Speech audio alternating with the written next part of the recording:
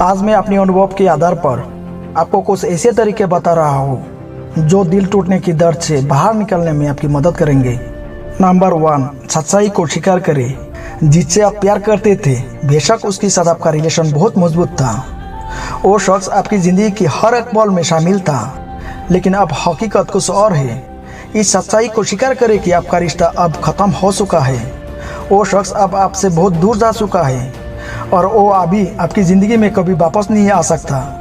अब आपको सारी ज़िंदगी उसके बिना ही गुजारनी है और आपके दर्द का उस पर अब कोई फ़र्क नहीं पड़ने वाला है। इसलिए जल्दी से जल्दी उसे भुलाकर अपनी एनर्जी, अपना समय और अपना ध्यान अपने सपनों को पूरा करने में लगाओ, अपनी ज़िंदगी को बेहतर बनाने में लगाओ।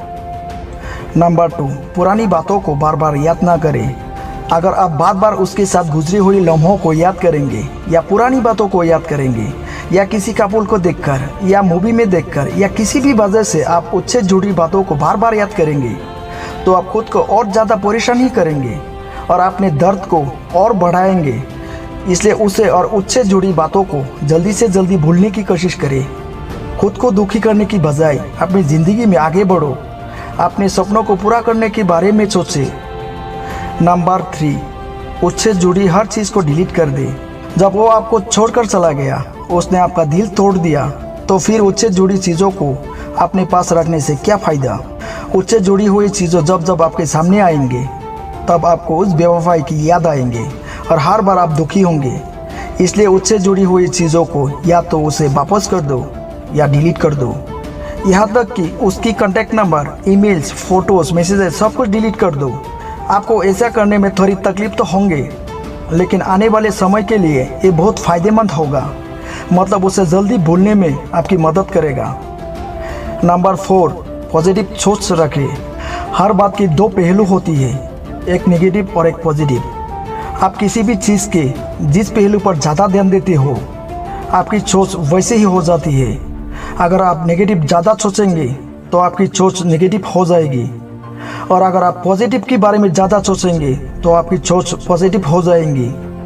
हालांकि दिल टूटने के मामले ज़्यादातर लोग नेगेटिविटी का शिकार होते हैं, फिर भी आप थोड़े प्रयास से नेगेटिविटी का शिकार होने से बच सकते हैं। नंबर 5, अकेले ना रहे, अपने दिल की बात शेयर करें। दिल टूटा हुआ इंसान अपने आप को ज़्यादातर अकेला रहना पसंद करता है, क्योंकि उसे कुछ काम करना, किसी से बात करना या किसी के साथ रहना अच्छा नहीं लगता।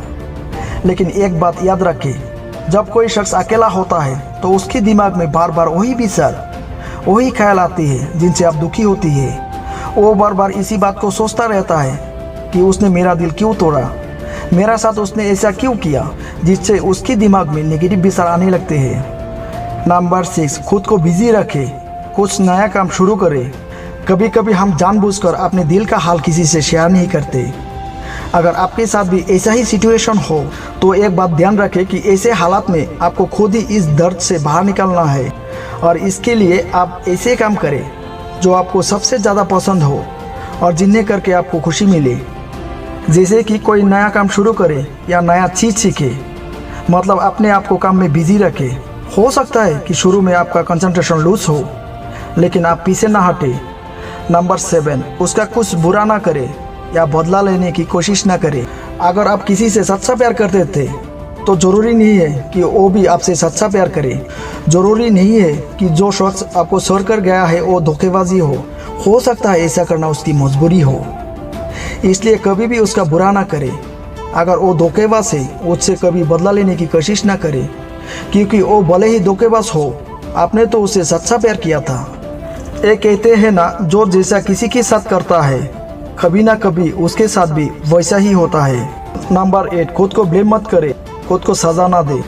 कभी कभी हमारी किसी कमी से या हमारी किसी गलत आदत के कारण से भी रिश्ते टूट जाते हैं। ऐसे सिचुएशन में कुछ लोग खुद को ब्लेम देते हुए खुद को सजा देने लगते हैं या अपनी साथी को दिखाने के लिए खुद को हार्ड कर लेते हैं, जो किसी भी तरह से सही नहीं है। इससे खुद अपना ही नुकसान होता है। इसलिए अपनी कमियों और गलत आदतों को दूर करके अपने आप को पहले से बेहतर बनाने का प्रयास करें। मजबूरी में जब कोई जुदा होता है, जरूरी नहीं कि वो बेवफा होता है। देखकर आपकी आंखों में आंसू अकेले में आपसे भी ज़्यादा रोता है।